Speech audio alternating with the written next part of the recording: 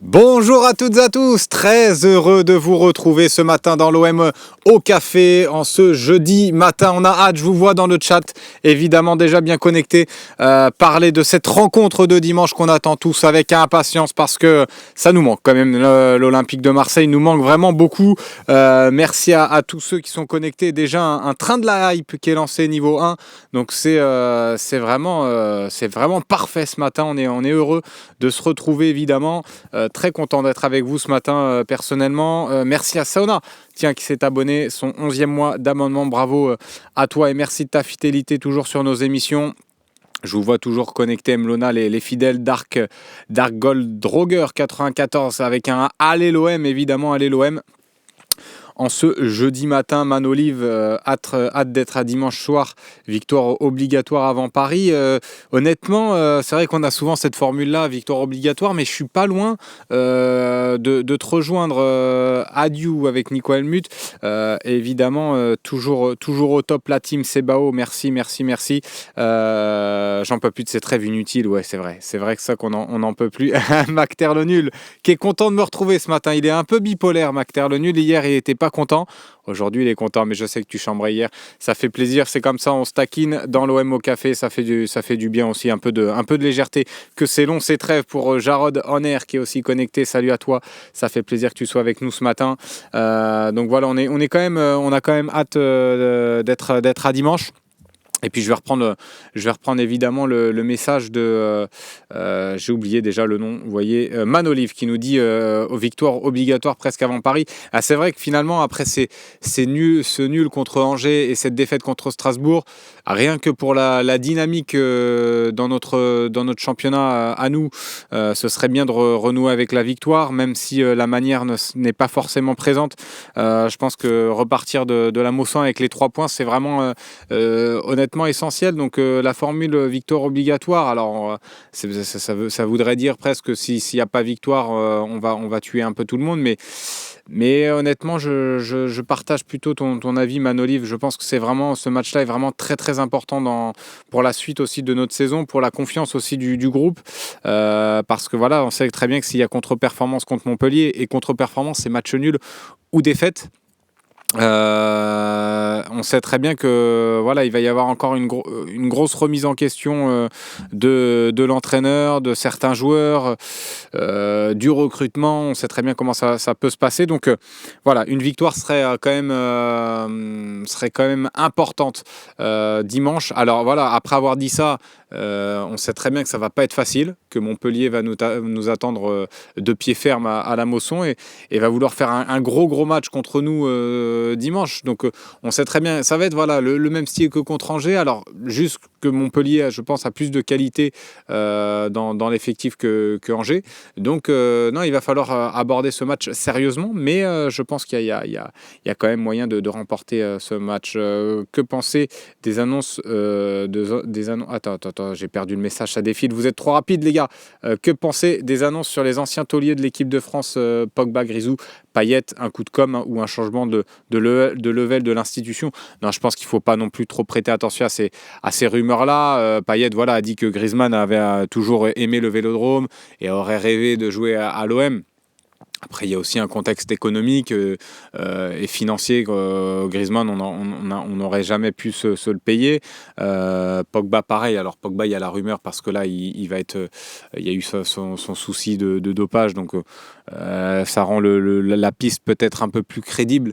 Mais voilà, Griezmann, non, il ne faut pas trop accorder d'importance à ces déclarations-là. Je ne pense pas qu'il y ait un changement de niveau de l'institution. Après, malgré tout, je trouve que depuis que Longoria est président de l'OM, il a réussi à nous ramener quand même des joueurs d'un certain standing. On pense d'abord, moi, quand je pense gros nom, je vois déjà Alexis Sanchez. Je pense que ça a été pour moi en tout cas l'un des transferts les plus marquants de ces 3-4 dernières années, avec là aussi l'arrivée cette année d'Adrien Rabiot, évidemment, qui est vraiment un gros coup parce qu'il n'est pas en fin de carrière. Alors Alexis Sanchez, sans dire qu'il était en fin de carrière, mais Il sortait d'une saison à l'Inter où il avait peu joué. Là, Rabiot sort d'une saison avec la Juve où il était titulaire. Il a même été capitaine, titulaire en équipe de France. Donc là, c'est vraiment un gros statut. Là, il a fait, je pense que c'est même le plus gros coup là, de Pablo Longoria depuis le début de son mandat. Mais voilà, il nous a quand même ramené Aubameyang. Il y a eu des Saliba. Alors même si c'était un Saliba qui était encore jeune, qui sortait d'un prêt déjà à Nice, qui avait été plutôt bon, mais ça restait, on savait très bien que c'était un joueur qui était promis à un très bel avenir. Guendouzi aussi, même s'il était un peu à la relance. Donc voilà, on a été habitué quand même à voir des joueurs ces dernières saisons sous la présidence de Longoria, des joueurs quand même d'une certaine renommée. Donc voilà, après, je pense pas qu'on ait quand même passé un cap de là à recruter des joueurs comme Griezmann ou ou comme Haaland. Je sais que vous avez eu le débat un matin comme ça pour blaguer. On sait très bien que. Mais donc voilà, je pense pas qu'il y ait un gros changement par rapport aux dernières saisons non plus. Il y a trop de foot insignifiant, Ligue des Champions, Ligue des Nations, Coupe du Monde des clubs, sans passion. Ne peut-on pas manifester contre ça? Rudy Lover, tu peux manifester. Je pense que tu seras pas mal suivi. Hein, tu peux lancer la petite mode. Mais c'est vrai que non. Mais il y a peut-être un peu trop de foot et beaucoup de quantité, beaucoup moins de qualité, je trouve, dans les matchs. Honnêtement. J'ai regardé un peu des matchs de Ligue des Nations. Tu t'ennuies quand même pas mal. France-Belgique n'était pas d'un très haut niveau, je trouve, technique. Il y a beaucoup de matchs quand même qui sont décevants. Même des matchs de championnat, même la première ligue, hein, des fois qu'on présente comme le meilleur championnat au monde. Je trouve que des fois, techniquement, il y a quand même beaucoup de déchets. Alors toujours, ce qui est intéressant en première ligue, c'est qu'il y a énormément d'intensité dans les matchs, et c'est ça qui est plaisant aussi pour le spectateur. Mais voilà, je trouve qu'il y a un baisse du niveau et de la qualité technique, en tout cas des joueurs aujourd'hui. C'est mon avis un petit peu et mon regard sur le foot actuel. Manolive, tiens, penses-tu que Rabiot pourrait être titulaire dimanche? Je pense que oui, il sera titulaire dimanche. Et je pense que voilà, on va voir aussi un autre visage avec Rabiot titulaire, un autre visage de notre Olympique de Marseille, un autre visage de notre milieu de terrain.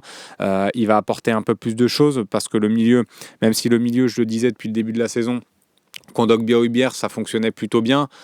Voilà, Adrien Rabiot va apporter un peu plus au milieu de terrain, va apporter un peu plus offensivement. Il est capable de se projeter. C'est aussi une autre qualité technique. Il est capable aussi de trouver des angles de passe intéressantes. Donc non, franchement, ça va être notre milieu avec Rabiot prend quand même une autre dimension. On a quand même la chance d'avoir ce milieu-là, cette paire Hojbjerg-Rabiot au milieu de terrain. On peut quand même s'en vanter. Alors après, il faut voir ce que ça va donner sur le terrain. Des fois, la mayonnaise ne prend pas.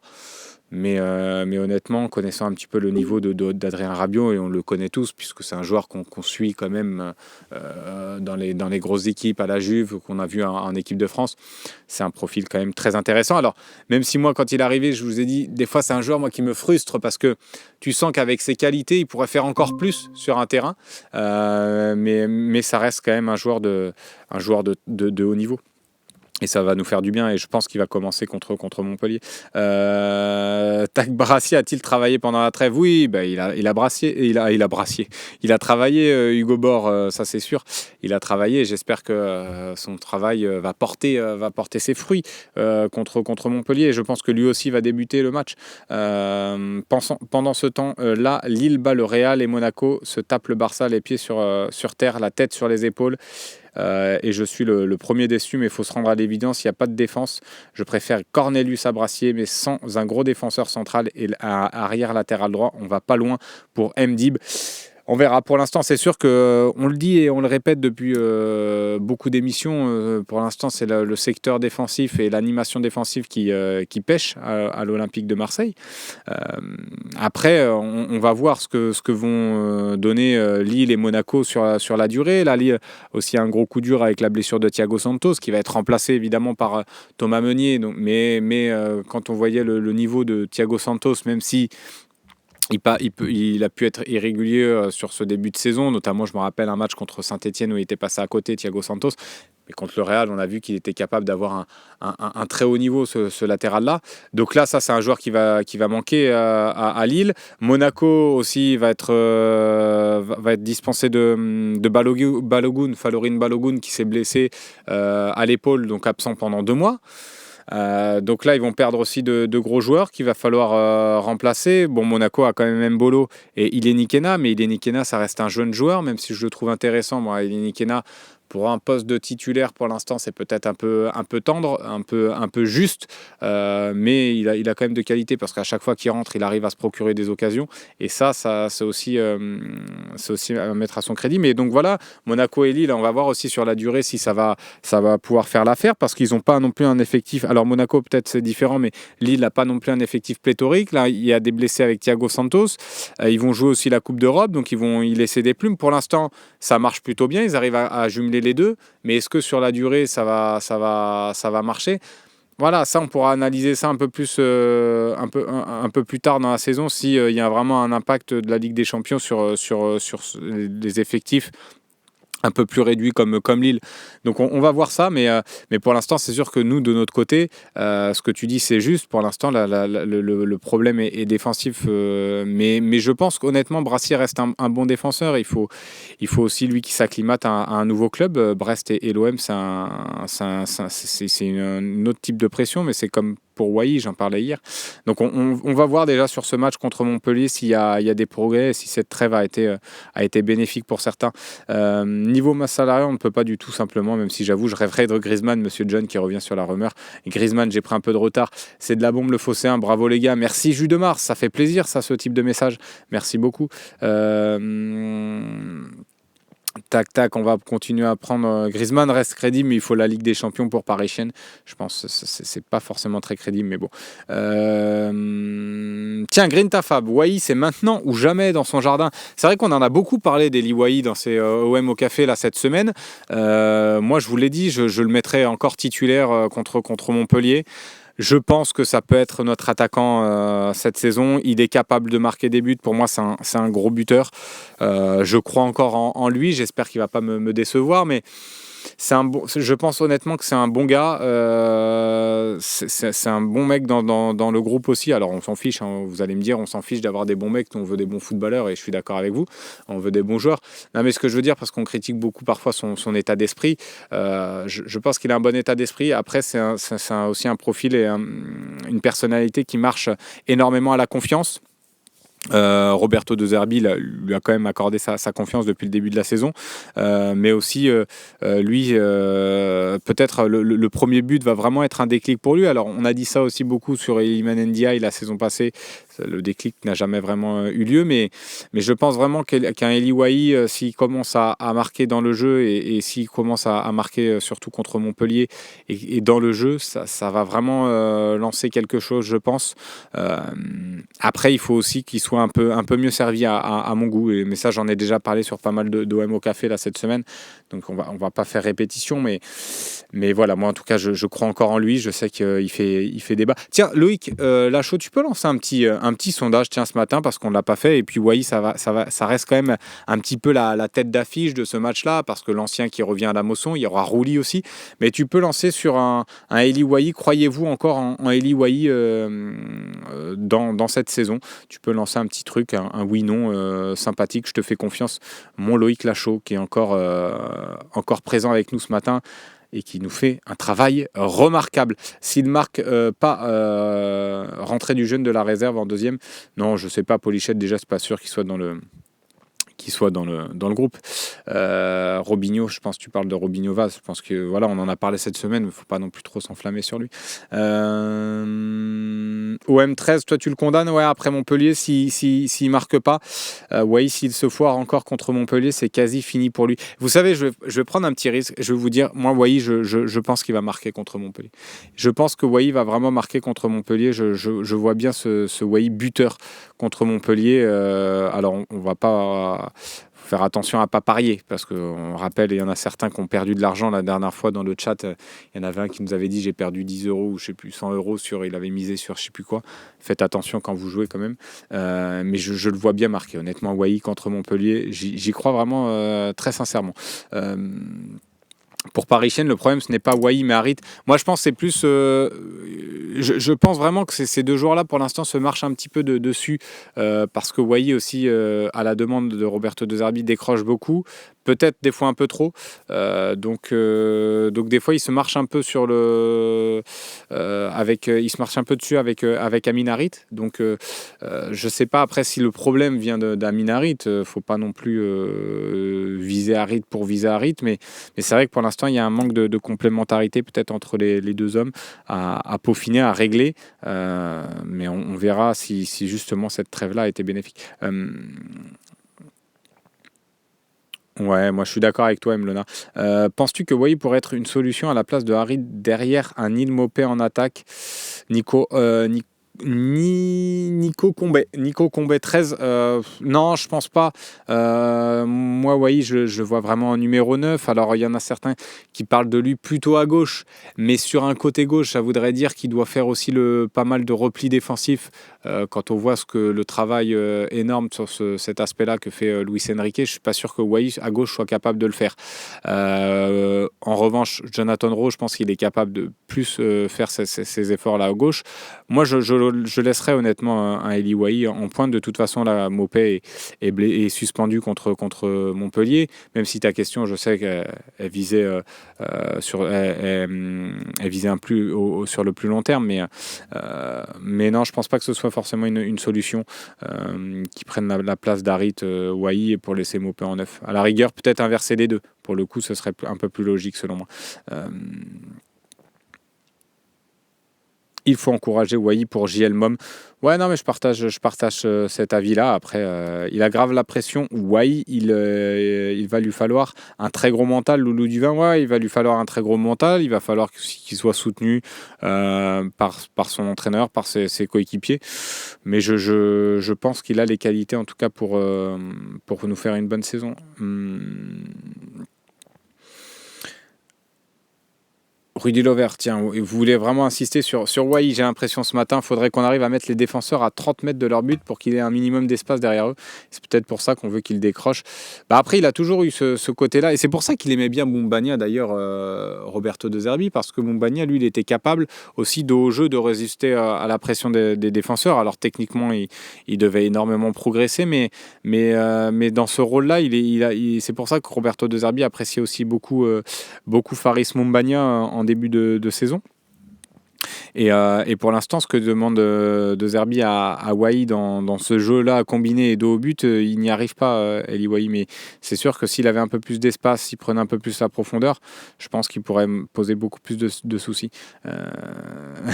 Hugo Bord, attention les paris chez les Phocéens, ça ne vous réussit pas toujours. Ouais, c'est vrai que Romain Ring avait fait le petit pari, mais au final, ça a plutôt réussi parce que ça allait dans le sens de l'OM. Finalement, Luis Enrique a fini par marquer des buts, donc c'est positif.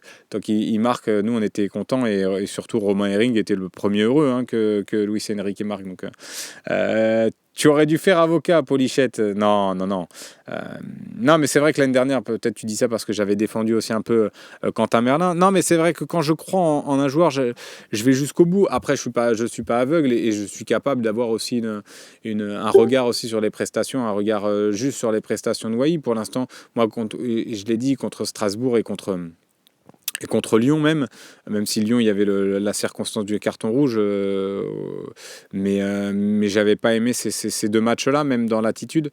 Donc voilà, même son entrée contre Angers, j'ai pas aimé, donc je suis capable aussi d'avoir un regard critique. Mais par rapport aux qualités que j'ai vues de lui à Montpellier, alors peut-être que je reste trop focalisé sur sa saison à Montpellier, mais même à Lens, je trouve que c'est un joueur qui peut être vraiment intéressant s'il est mis dans les bonnes conditions. Donc voilà, moi je crois encore en lui. Après, on verra sur la saison s'il me donne raison ou tort, on verra. Quand on n'a que l'amour, le vrai, n'aurait-on pas besoin d'un neuf type Mateta, un joueur de surface habitué à jouer des coudes dans les défenses regroupées? Alors un joueur de surface, pour l'instant, mais moi, Wai, je pense que c'est un joueur de surface, honnêtement, c'est un joueur dans dans la surface de réparation, il peut te faire vraiment très très mal. Si tu regardes à peu près tous les buts qu'il a marqués, ses déplacements sont très bons dans la surface de réparation. Il a une certaine intelligence du jeu, une certaine intelligence de déplacement qui est vraiment intéressante. Donc, dans la surface, il peut faire mal. Le problème, c'est qu'on le voit très loin de la surface de réparation. Mais c'est sûrement des consignes, mais je le vois décrocher vraiment trop bas, honnêtement, Eli Wahi, et je le vois pas assez dans les derniers mètres, justement. Moi, j'aimerais le voir un peu plus dans les derniers mètres. Alors après, Mateta, ça peut être un profil intéressant pour le coup, pour jouer le jeu de derby, parce que quand tu peux t'appuyer sur lui, c'est un joueur qui va pouvoir résister aux défenses, un petit peu comme j'ai expliqué là pour Montbagna. Mais pour le coup, côté joueur de surface, je pense que Wahi est un vrai bon joueur de surface. De toute façon, je voulais prendre le message. Tu mets qui arrière droit? Moi, je pense que je remettrai la même défense. Je remettrai la même défense que avec Leonardo Balerdi, Lilian Brassier. Quentin Merlin ne sera pas apte normalement, donc tu te retrouves à mettre sûrement Murillo en défenseur. Et puis moi, je mettrais un Lirola. Un Lirola un peu plus haut. Soit tu mets un Lirola à gauche, soit tu le mets à droite. Et puis après, tu fais ton milieu, Rabiot, Hojbjerg, Harit, Rowe, Greenwood, et puis Wahi. Voilà mon équipe, moi, pour le match de dimanche. Mlona, tiens, transition offensive contrecarrée par le pressing et le marquage adverse, ça propose pas assez de solutions au niveau de notre meneur et pas assez de passes en première intention. Je mets à la place des gars devant, notamment Greenwood, qui propose beaucoup mais n'est pas assez servi. Pareil pour Wahi, même si lui ne fait pas trop d'efforts pour sortir du marquage. C'est ce que j'ai observé sur Strasbourg et Angers.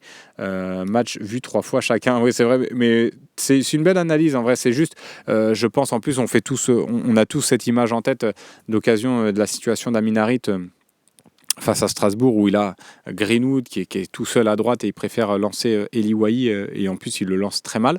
Donc non, c'est vrai qu'il a été défaillant là-dessus. Après, si tu as revu le match, alors Angers, bon, c'est compliqué parce qu'il est rentré en cours de match, Wahi, et puis Harit est rentré à la toute fin. Donc pour le coup, ça n'a pas non plus fonctionné avec Carboni Mopé. Ça n'a pas fonctionné. Après, il y a eu le rouge aussi, c'est pareil. On peut trouver une circonstance atténuante avec ce carton rouge, mais Angers était aussi à 10. Donc là, c'était équilibré, 10 contre 10. Donc là, on n'a pas trouvé forcément la solution. Donc c'est pour ça que je te dis, est-ce que c'est que Harit le problème? Je pense que c'est plus l'animation, puisque même contre Angers, j'ai trouvé des soucis dans cette animation-là, où Carboni n'a pas réussi à tirer son épingle du jeu, même si moi, les 15 premières minutes, je trouvais intéressant Carboni dans ses déplacements, en tout cas entre les lignes. Il n'était pas toujours bien servi. Mais il a aussi eu pas mal de déchets techniques. Tac. Alors, j'ai pas eu ton début du message, JO70-240. 3 de nos 4 derniers matchs à 10, ça change tout le jeu et freine la progression de l'apprentissage du jeu de De Zerbi. C'est aussi une raison, hein. Ça explique aussi.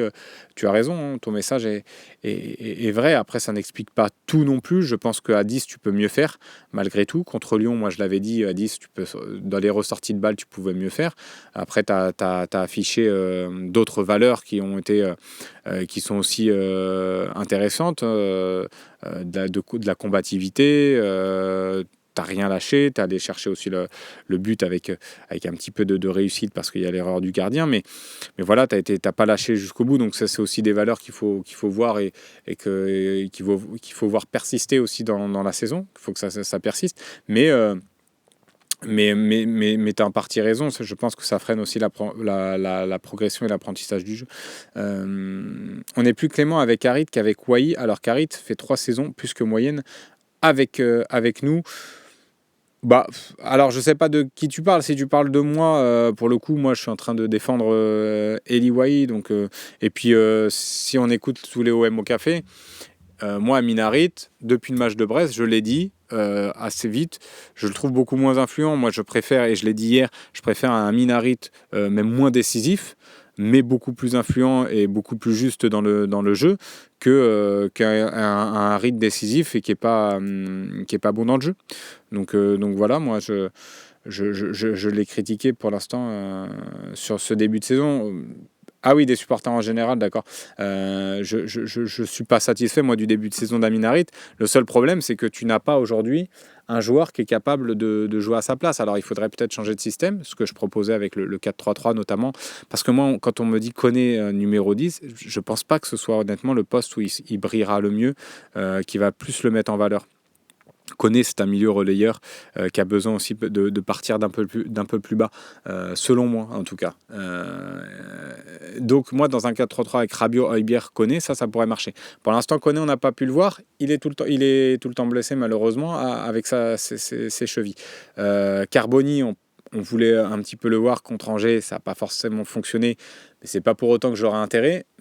Mais là, il est blessé, fin de saison pour Carboni, pas sûr qu'on le revoie avec le maillot de l'Olympique de Marseille.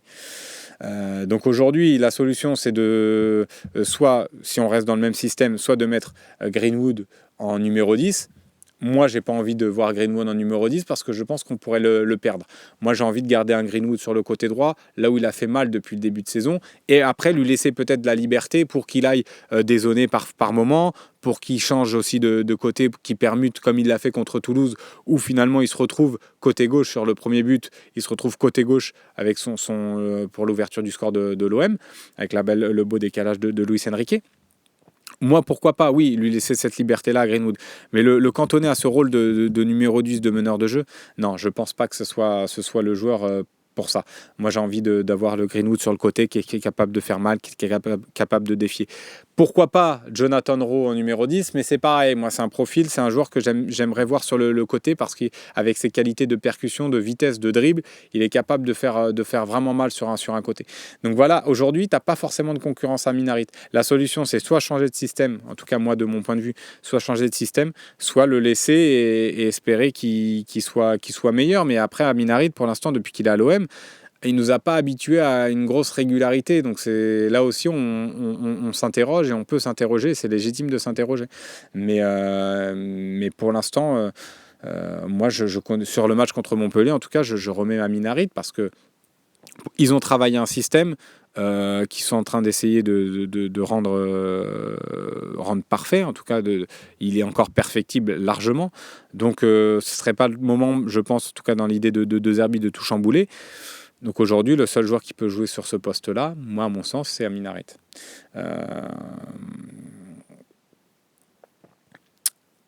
Dark Goal Droger 94 qui nous dit Greenwood a fait mal sur les 2 ou 3 premiers matchs. Depuis, il a un peu disparu. Oui.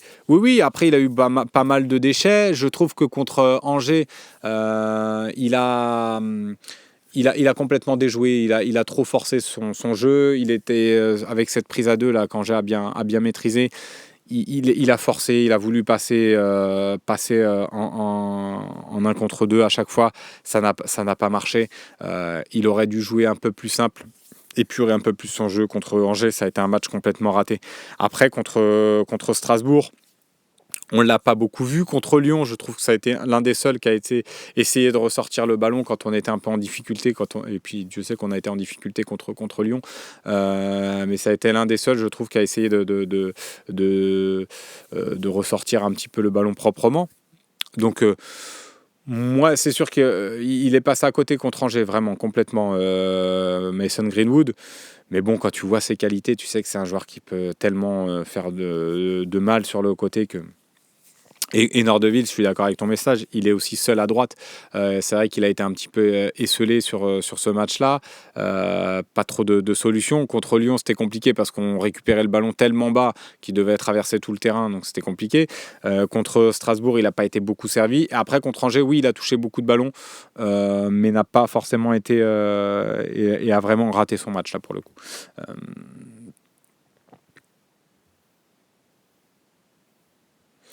Pika 69 SK, par rapport à ce que tu dis, Slim, Harit sera bon et suffisant pour une équipe de deuxième partie de tableau en L1, pas dans des top clubs.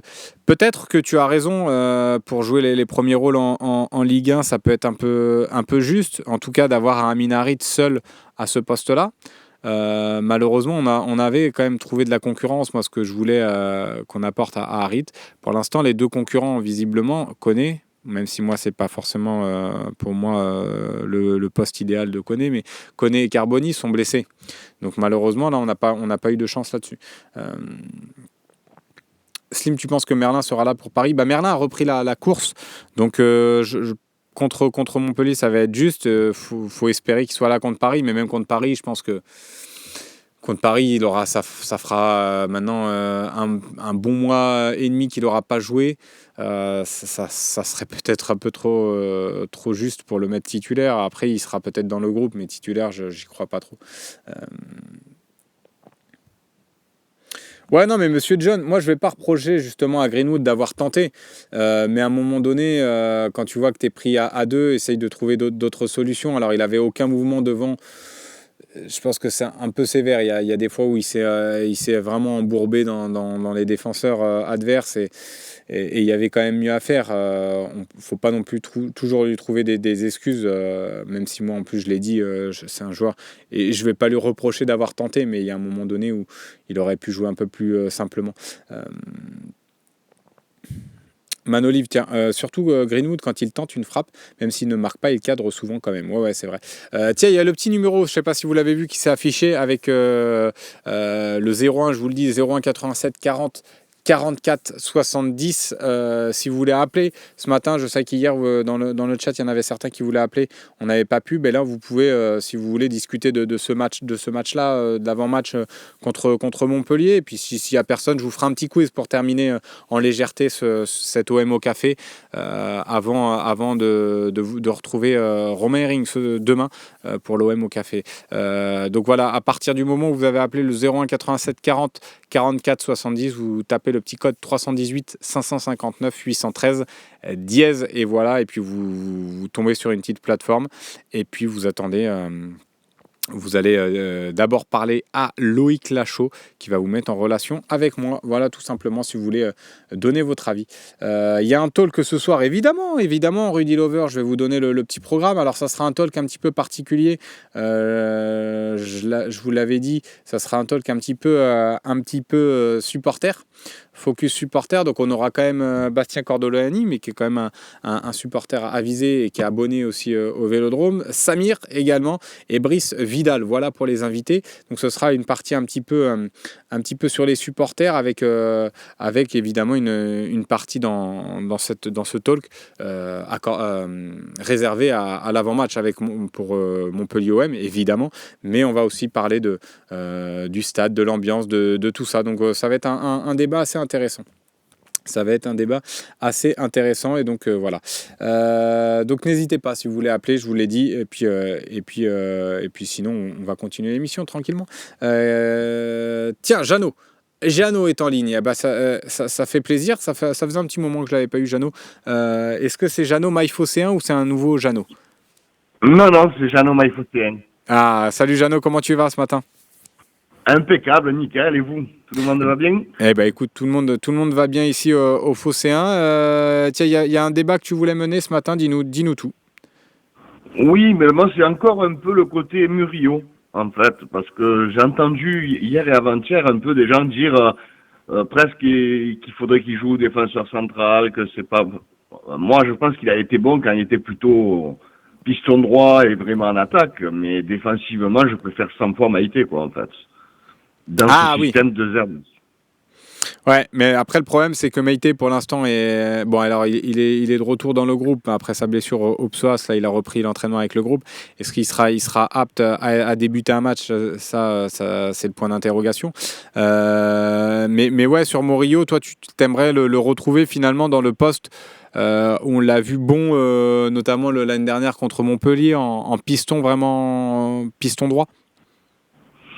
Ah ben, enfin, moi, j'aimerais le retrouver. Enfin, je trouve qu'il y a que là qu'on voit un peu ses qualités, quoi. C'est un peu... Sur... Ah, ça a coupé. Ça a coupé, Jeannot. Je t'entends bien. Ouais, ben j'ai l'impression que ça coupe là, le petit son de Jeannot. Donc on va voir ça. Mais écoute, on va couper court à l'appel pour le coup parce que ça a bugué. Donc on va stopper l'appel. Ça sert à rien qu'on force ce Il n'y a matin. pas de souci. Merci en tout cas, Jeannot. Merci si tu m'entends encore. Je te remercie pour ton avis. On a compris à peu près ce que tu voulais dire sur Murillo. C'est vrai que Murillo, pour l'instant, défensivement, n'est pas forcément le joueur le plus fiable. On va dire ça comme ça. Mais pour l'instant, Roberto De Zerbi lui donne pas forcément la place qu'il souhaiterait. On l'avait vu contre Nice jouer très haut à gauche. C'est pas forcément l'aider non plus. Mais en tout cas, Wiz Tolt, bah, tu peux appeler si tu veux. Alors, j'espère que ça vient pas de nous le souci.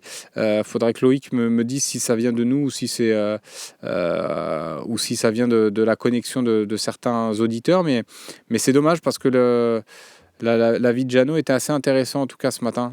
Mais vous pouvez essayer d'appeler évidemment. On va essayer de régler ça.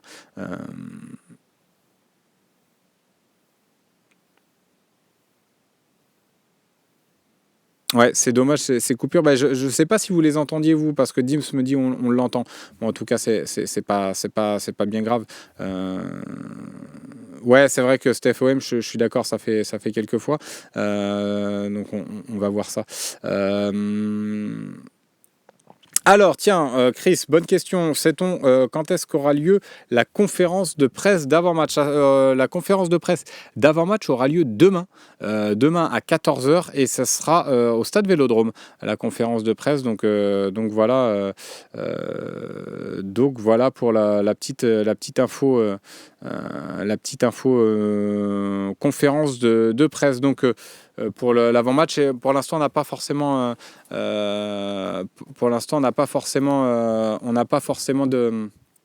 d'infos sur le joueur qui sera présent. Il y aura Roberto De Zerbi évidemment, mais ça venait du téléphone de Jeannot Maïfocéen.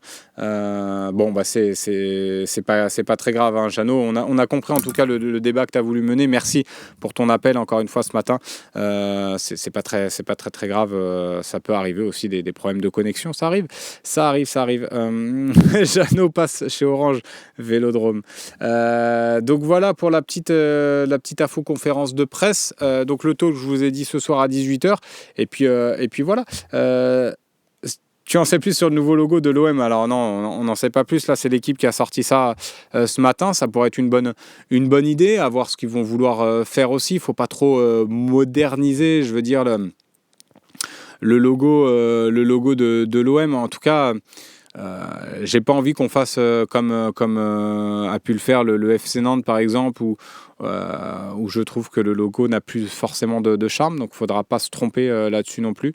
On verra ça sur la durée, mais pour l'instant, oui, c'est en discussion, en tout cas, de la part de Pablo Longoria. Il travaille avec Fabrizio Ravanelli pour nous concocter un nouveau logo, donc on va voir. Moi j'ai hâte d'en avoir un tout nouveau, nous dit le Goff Team. C'est vrai que celui de Boucher, là, vous en pouvez plus, j'ai l'impression.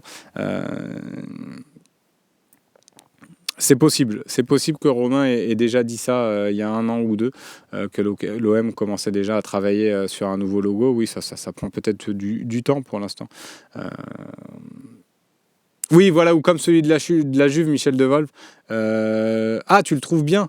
Tu le trouves bien moins beau qu'avant. Ouais, moi je suis d'accord. Je trouve que ça fait trop, trop marketing finalement ces logos-là. Donc tu disais la Juve. Juste, je savais qu'il y en avait un autre dans mon esprit, mais ça me revenait pas. J'avais celui du FC Nantes en tête. Et c'est vrai que M10, tiens, tu le dis, la Juve aussi pas ouf, trop marketing. Bah exactement, c'est exactement ce que je pense aussi. Donc j'espère qu'on va pas faire un logo un peu comme ça, mais je pense que bon, ils vont essayer de respecter quand même l'histoire de l'OM. Tiens, Davnos qui nous dit: d'après la Provence, Balerdi ne se sentirait pas légitime d'avoir le brassard de capitaine. Est-ce qu'il ne se met pas une pression supplémentaire, ce qui expliquerait sa baisse de niveau? Mais moi, je trouve que sa baisse de niveau, on n'a pas. Enfin, sur quoi on se base en fait? Alors, contre Angers, moi je l'ai trouvé très nerveux, ça c'est vrai. Je ne l'ai pas trouvé non plus mauvais et horrible, Balerdi, un peu moins bon qu'avant, mais Il n'a pas fait énormément de matchs cette saison, honnêtement, Leonardo Balerdi. Il n'a pas fait beaucoup de matchs. Il s'est blessé après le match contre Reims. Il avait fini le match un peu blessé d'ailleurs contre Reims. Après, il est revenu contre Lyon. Carton rouge au bout de 2 minutes, donc il a pas joué le match suivant, et puis il est revenu contre Angers. Donc je pense que c'est un peu tôt pour dire qu'il n'a pas retrouvé son niveau. Je trouve que voilà, je ne suis pas forcément d'accord avec ça. Après, moi sur le brassard de capitaine, je pense que c'est quand même un vrai sujet, le brassard. Malgré tout, c'est pas forcément que symbolique et anecdotique. Je pense que c'est quand même important que le capitaine soit légitime et au sein du groupe. Moi, je préférerais donner le brassard à un joueur comme Højbjerg, par exemple, par rapport à l'expérience qu'il a pu avoir du haut niveau, même si certains vont me dire que Balerdi a l'expérience de l'Olympique de Marseille, connaît un petit peu l'environnement OM, mais voilà, Balerdi, pour l'instant, il a fait une grosse saison à l'OM. Lui donner le brassard dès maintenant, je trouve que c'était un peu tôt. Après, voilà, mais ça peut faire déjouer, comme tu dis, Panda Boy. Je suis d'accord, le poids du brassard, ça le fait déjouer. Tu dis, mais moi, je trouve pas pour l'instant qu'on peut pas aujourd'hui dire qu'il fait un mauvais début de saison, puisqu'il a fait trop peu de matchs. Mais en tout cas, je pense que c'était peut-être pas forcément la bonne personne à qui le donner. Je pense que le joueur le plus à même d'avoir le brassard aujourd'hui dans l'effectif, c'est Pierre-Emile Højbjerg, honnêtement. Peut-être que ça a été dans les discussions pour qu'il prolonge. Ça, c'est pas impossible. C'est pas impossible.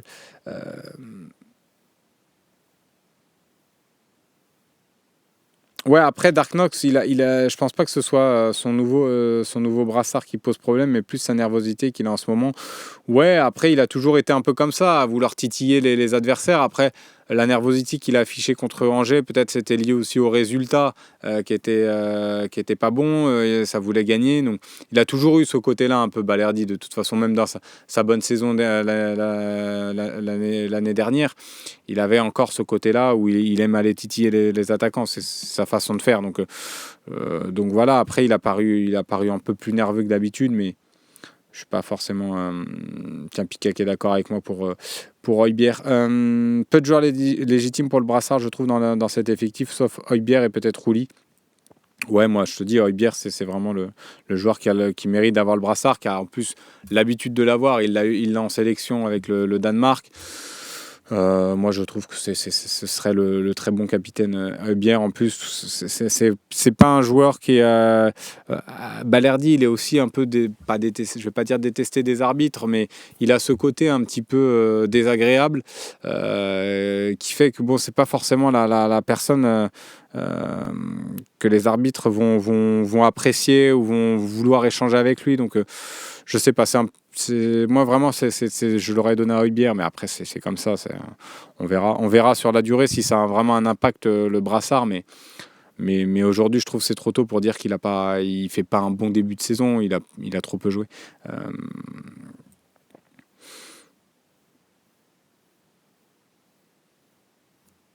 Non, je pense pas. De Mahé, je pense que c'est vraiment un joueur qui a les caractéristiques pour avoir le brassard de capitaine. Je l'ai dit, il l'a en plus avec sa sélection, donc c'est il est aussi légitime pour l'avoir.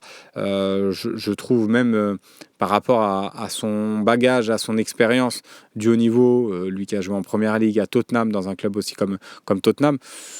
Je pense qu'il peut apporter même aux plus jeunes. Donc c'est un joueur qui parle beaucoup aussi dans le vestiaire. Alors même s'il n'a pas le brassard, ça va pas l'empêcher de parler. Mais je trouve que ce serait un bon relais en fait. Et puis le brassard de capitaine, c'est aussi ça va au-delà du terrain. C'est aussi dans la vie de groupe. Ça va être aussi un relais entre les joueurs et le staff. Entre peut-être même la direction et les joueurs. Donc, je pense que Højbjerg vraiment coche toutes les cases là-dessus. Mais bon, en tout cas, voilà, c'est pas non plus le débat du siècle. Mais voilà, non, c'est pas forcément un avis populiste. C'est que je pense vraiment qu'il a les qualités pour avoir ce brassard-là. Tiens, c'est gentil, Wisty Tolt. Je voulais discuter avec toi. J'aime bien ta façon de percevoir les choses. J'espère la prochaine fois. Mais écoute, on réessayera la prochaine fois. Alors peut-être, sûrement, ça, Jeannot nous dit que ça venait de son téléphone. Donc on aurait pu peut-être retenter un appel ce matin. On préfère pas prendre de risques pour éviter et pour garder aussi un peu de qualité à l'émission. Donc on va voir, on va essayer de faire des tests après, là, cet après-midi pour que demain ça se goupille bien avec Romain Herring. Donc tu pourras essayer d'appeler Romain Herring si tu souhaites demain. Bon voilà, je pense qu'on a fait un bon petit tour. Rabiot était capitaine à la Juve, donc Højbjerg en 1, Rabiot dans la liste Brassard. Elle me dit, voilà ton avis. Tiens, ZDMae qui me répond, ouais c'est vrai, tu m'as convaincu, juste j'ai peur qu'un jour il devienne bof et qu'on le regrette. Non, après oui, ça c'est peut-être qu'il deviendra mauvais, mais dans ces cas-là, je pense que tu donnes le brassard à personne parce que tu auras toujours peur que le joueur soit pas forcément au niveau. Balerdi, ça peut être son cas aussi, puisque là en plus il est discuté, certains dans le chat critiquent un petit peu son début de saison. Donc voilà. Non, je pense en plus il va pas nous décevoir. On voit les qualités qu'il a, Pierre-Emile Højbjerg. Moi j'ai envie de le retrouver là en plus au milieu de terrain. Il a été un petit peu ballotté là à Strasbourg. Ça m'a pas forcément plu. Il a pas fait un bon match contre Angers, ça c'est vrai. Il est passé à côté. Mais bon, je pense qu'en tout cas moi c'est mon avis sur le brassard. Tiens, Papalin qui dit, pour moi un joueur qui vient d'arriver ne doit pas être capitaine. Ça s'entend aussi. C'est peut-être pour ça qu'il lui a pas donné le brassard, hein, Roberto De Zerbi à Højbjerg. En tout cas, c'est le capitaine, on va dire bis par rapport à Leonardo Balerdi. Bon voilà, je pense qu'on a fait une belle petite émission. On va terminer avec un quiz. C'est pas très dur honnêtement, parce que quand je connais votre niveau en plus sur les quiz, vous êtes plutôt bon habituellement. Donc je vous ai fait un quiz plutôt sympa ce matin. Et puis on va terminer, on va se quitter là-dessus. Donc n'hésitez pas à me dire si vous êtes prêts dans le chat. Mettez-moi un go dans le chat pour me dire si vous êtes prêts. Et puis après, on lance le quiz et on termine là-dessus l'émission avant de se retrouver ce soir, évidemment, pour le talk show du Phocéen. Tiens, MDib qui met un message de paix quelque part, quoi qu'il se passe à Montpellier, restons calmes. Ça, je suis d'accord avec ton message. Très, très beau message que je partage complètement. C'est toujours impressionnant pour les arbitres, un étranger qui parle super bien français, Rudy Lover, sur le côté capitaine. Bon, j'ai l'impression que vous êtes bien prêts. Tout le monde a mis le pouce, tout le monde a mis le go de Nico Helmut, Nicolas 71 qui commence par Bamogo. Et non, j'étais prêt à contre-pied là. Contre-pied parfait parce qu'il n'y aura pas de questions comme ça sur les anciens joueurs qui sont passés par Montpellier ou l'Olympique de Marseille. D'habitude, c'est comme ça que je vous fais les petits quiz. Là, j'ai changé un petit peu. Donc, j'ai pris le contre-pied. Contre-pied parfait pour Nico Helmut. Donc, voilà. On va commencer par la première question qui est plutôt simple normalement. Vous qui suivez assidûment l'Olympique de Marseille. Il faut revenir à la saison dernière. Donc ça va faire appel à votre mémoire, mais ça va. Honnêtement, je n'ai pas été trop méchant. Lors du match nul, 1 but partout à la Mosson la saison passée, quel joueur de l'Olympique de Marseille a égalisé ? Quel joueur de l'Olympique de Marseille a égalisé ? Loïc Lachaud a déjà la réponse, donc il est plus rapide que vous. Lolo Lachaud, il est bon, il est chaud, notre Loïc Lachaud. Rudy Lover, aucune idée. Gigot, Balerdi, oh, vous me décevez là les gars. Vous me décevez. Ah, c'est pas bon ça. Ça c'est pas. Là je vais pas être content. CSC, non. OM Pacifique, Klaus, ce n'est pas Klaus. Ce n'est pas Ndiaye. J'ai dit à la Mosson, égalisation. On avait fait 1-1 contre Montpellier à la Mosson. Klaus, Harit, il n'y en a aucun qui l'a. Oh là là là là là là. Oh, c'est pas bon ça. Là, je suis déçu ce matin. Rongier, personne ne l'a. Non, c'est dingue. Harit, c'était pas Harit. Pas Harit, il marque jamais, Rudy Lover. Pas Harit, il marque jamais. Alors, à défaut d'avoir la bonne réponse, Rudy Lover, t'es très drôle. Mais c'est pas ça. Je crois qu'il y en a un qui l'a. Coquin de sort. Coquin de sort. Et je vais trahir un secret. C'est que Loïc Lachaud vous chambre. Loïc Lachaud vous chambre. Il m'a mis un message. Je suis beaucoup plus fort que le chat. heureusement, j'ai envie de dire, Loïc Lachaud, tu es journaliste donc, et tu suis tous les matchs de l'OM. Donc il y en a certains qui peuvent passer à côté. Donc fais pas trop le malin. Verretou, donc coquin de sort qui a eu la bonne réponse. Mantis UR également. Bravo à vous deux parce qu'il y a eu... il nous reste que l'humour avec Harit. Vous êtes méchants. Verretou, tiens, il y a Marc Antoniadis qui l'avait également après être allé regarder sur Wikipédia. On le sait tous. Non, je chambre évidemment. Mais en tout cas, bravo à coquin de sort qui est le premier à l'avoir sorti. Voilà pour la première réponse. Et ben, je pensais pas qu'il y aurait eu autant de mal ce matin sur cette question-là. Alors la deuxième va peut-être être plus dure pour vous, même si je pense qu'elle est facile. Lors de la dernière victoire de l'Olympique de Marseille à la Mosson, c'était sur le score de 2-1. Quel joueur de l'OM avait été expulsé? Lors de la dernière victoire de l'OM à la Mosson, 2-1, quel joueur avait été expulsé?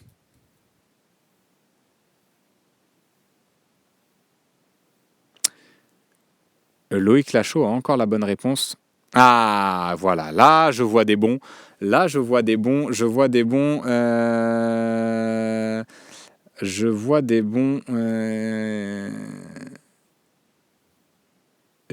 bonnes réponses. Bravo. Dalmata qui est le premier à avoir répondu. Non, bien sûr, évidemment, c'est dans le respect. Dans le respect, oui, Stitolt. Non, pas Sébastien Pérez, faut remonter un peu plus tôt. Cyril Roll, ça aurait pu, Romain 13 Toronto. Cyril Roll qui a tellement pris de carton rouge dans sa carrière. Donc c'est bravo à Dalmata qui a donné le premier à avoir donné la bonne réponse, c'est Nuno Tavares. On avait gagné 2-1 ce match-là. Avec un but de Savanier dans le temps additionnel sur penalty après une faute de Paul Lopez, si je me souviens bien. Une faute de Paul Lopez, une mauvaise sortie aérienne. Et Koama Tchala avait Tavares également. Est-ce qu'il y en a d'autres qui l'avaient, Tavares? MB Soltana, bravo. Macter le nul également, bravo à toi. Chris également, 13,090. Coquin de sort l'avait aussi. Très bon coquin de sort dans le chat. Ouais, bravo. En tout cas, c'était pas facile.